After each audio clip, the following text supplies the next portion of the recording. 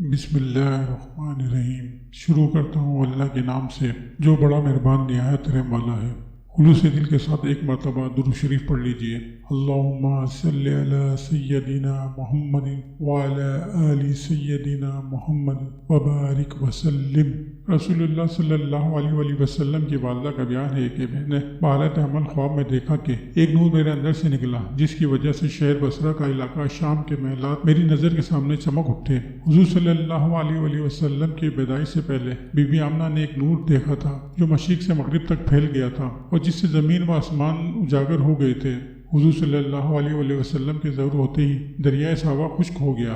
حضور صلی اللہ علیہ وآلہ وسلم کے ظہور ہوتے ہی فارس کا 1000 سال سے جلنے والا آتش کدہ بجھ گیا۔ آپ صلی اللہ علیہ وآلہ وسلم کے ظہور کے وقت تمام گھر نور سے بھر گیا، آسمان کے تارے جھک گئے۔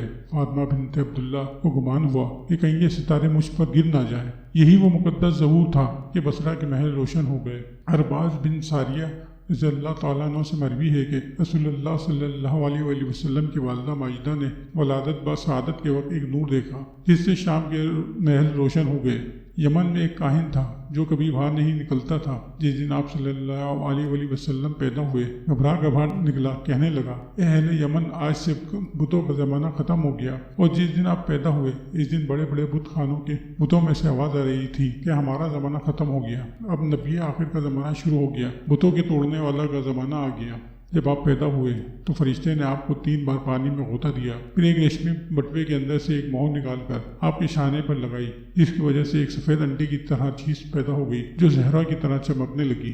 رسول اللہ صلی اللہ علیہ وآلہ وسلم کی پیدائش کی رات کو کسرا کے محل میں لرزہ آ گیا۔ اس کے 14 کنکرے گر پڑے اور کسرا خوف زدہ ہو گیا، اور فارس کی جو آگ 1000 برس سے نہیں بجھی تھی وہ بجھ گئی، اور سعادت کی جھیل خشک ہو گئی۔